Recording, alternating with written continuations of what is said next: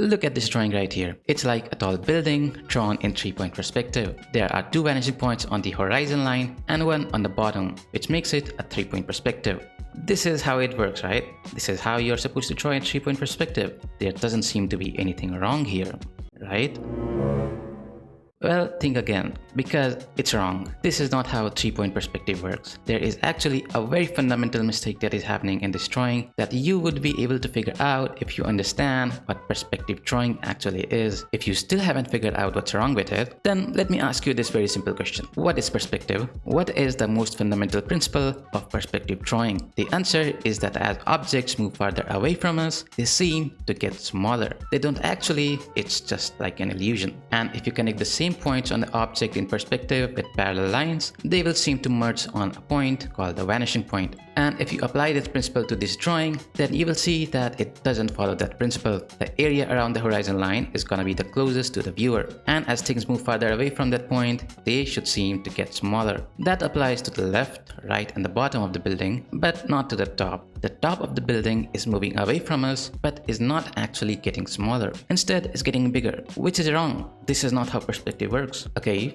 so what's the solution here? Well, number one, you can put the horizon line above the building. This is called a bird's eye view. This kind of perspective you normally see in superhero movies and comics when you have to show the hero flying very high up in the sky, looking down at insignificant humans. And it is also fundamentally correct. Second, you can place the horizon line at the base of the building. This is what you call a worm's eye view. And worms here signify human because humans are as insignificant as worms. This kind of perspective is used to show the scale of things, like some huge building or statue. And this is normally viewed from the perspective of a regular human. The whole point of this perspective is to show the grandness of the architecture. Now you might say that the same thing is happening at the bottom of this drawing that I said was a mistake. Well, yes, but the distance between the horizon line and the surface is very small, so it can be neglected. Now, if you draw the building above the horizon line, it will either look like it's floating like some magic castle hovering in the sky, or it will look like the viewer is below ground level. What might he be doing there? Well, I don't know. Now, let's say you want to keep the horizon line somewhere in the middle of the building, meaning that the viewer is high above the ground and somewhere at the mid-height of the building. So what should you do then? There can be two situations here. Number one, the viewer is far away from the building, far enough to see the full length of the building. So in this case, you can just use 2-point perspective to draw the building. The lines that go perpendicular to the ground won't have any significant distortions, so you can just make them parallel. The second situation is when the viewer is close to the building. In this case, the viewer can only see a part of the building. The top and the bottom won't be visible. Now, if you want to show the full length of the building at this distance, then you have to use the 4-point perspective. Here, you will have 2 vanishing points on the horizon line like normal, 1 vanishing point on the bottom, and 1 on the top of the horizon line. And you have to use curved lines to connect the top and the bottom horizon lines. You know what they say?